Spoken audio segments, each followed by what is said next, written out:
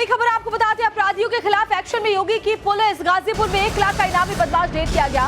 Mohammad Zahid police encounter में मारा गया है। जाहिद पर आरपीएफ जवानों की हत्या का आरोप था। सीएम योगी का मैसेज बिल्कुल क्लियर है कि जो भी राज्य में शांति फैलाने की कोशिश करेगा वो बख्शा नहीं जाएगा।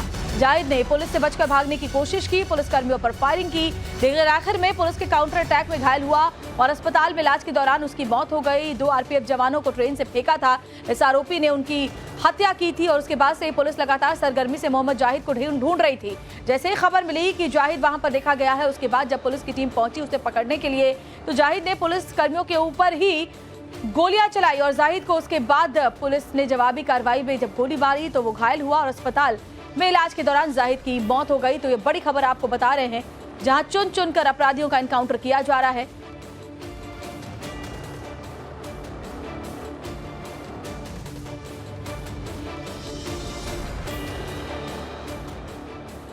और जो आरोपी एनकाउंटर में ढेर हुआ है वो कौन था, उस पर क्या आरोप है, चलिए वो भी आपको सिलसिलेवार तरीके से बताते हैं। तो 1 लाख रुपए का इनामी बदमाश था मोहम्मद जाहिद।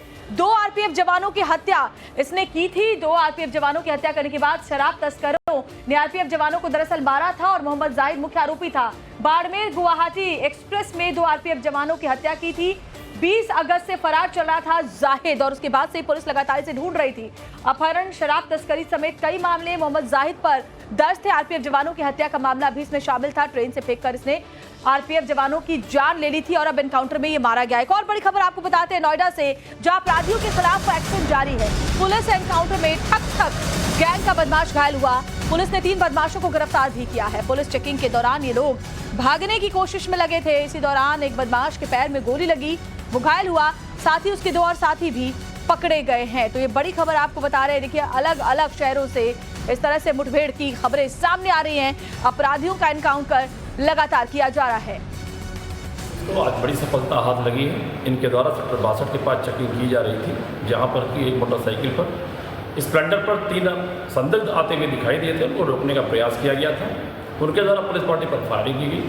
पुलिस पार्टी के द्वारा आत्मरक्षार्थ फायरिंग हुई, जिसमें एक बदमाश घायल हुआ।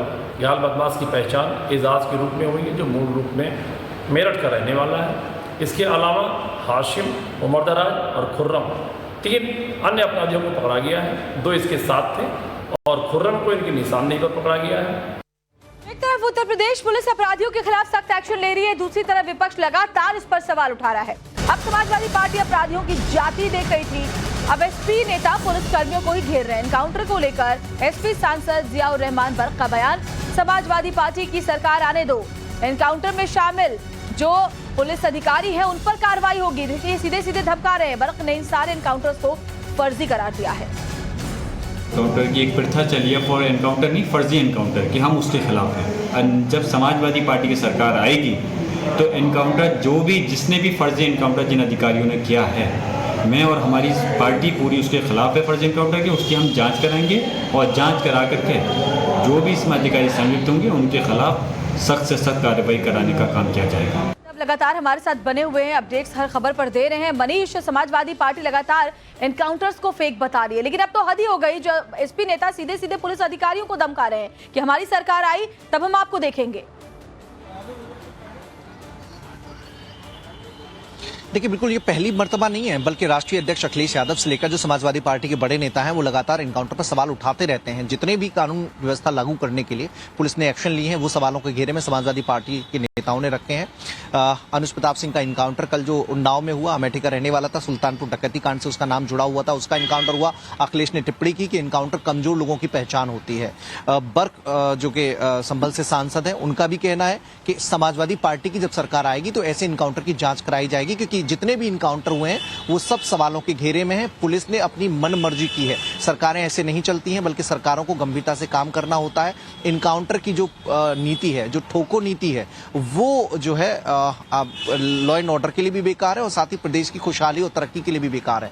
तो ये समाजवादी पार्टी के नेता लगातार आरोप में कहते रहते हैं। जाहिद का इनकाउंटर हुआ, अनुज प्रताप सिंह का इनकाउंटर हुआ या फिर मंगेश यादव का इनकाउंटर रहा हो, समाजवादी पार्टी के नेता पहले सिलेक्टिव अप्रोच रखते हुए मंगेश यादव के इनकाउंटर पर सवाल खड़ा कर रहे थे। कह रहे थे कि जाति विशेष को देखकर पुलिस की गोली उन्हें निशाना बना रही है। कल इनकाउंटर हुआ तो पूरी इनकाउंटर पॉलिसी पर ही सवाल खड़ा किया कि जरूरत इस बात की है कि प्रदेश में अमन चैन कायम रहे और इन्वेस्टर आए, इसके लिए लॉ एंड ऑर्डर मेंटेन करना बहुत जरूरी है। एक तरफ वो ऐसी बात कर रहे हैं, लेकिन जब लॉ एंड ऑर्डर मेंटेन करने के लिए अपराधियों पर शिकंजा कसा जाता है तो उस पॉलिसी पर भी सवाल खड़े करते हैं। बिल्कुल सही कह रहे हैं। बहुत बहुत शुक्रिया आपका मनीष, तमाम जानकारी हम तक पहुंचाने के लिए। और देखिए, विरोधी भले ही यूपी में अपराधियों के एनकाउंटर पर सवाल उठा रहे हैं, लेकिन सीएम योगी ने एक और बार साफ कर दिया है कि जो कानून को चुनौती देगा उसे अंजाम भुगतना ही होगा। ये नए भारत का नया उत्तर प्रदेश है। नए भारत के नए उत्तर प्रदेश में सुरक्षा भी है तो सम्मान भी है। बेटी की सुरक्षा में कोई सेंध नहीं लगा सकता। अगर कोई लगाएगा तो उसको उसका खामियाजा भुगतना पड़ेगा। व्यापारी की सुरक्षा में कोई सेंध नहीं लगा सकता। किसान की जमीन पर कोई कब्जा नहीं कर सकता। किसी गरीब की झोपड़ी को कोई उजाड़ने का दुस्साहस नहीं कर सकता है, और अगर करेगा तो उसको उसका खामियाजा भुगतना पड़ेगा।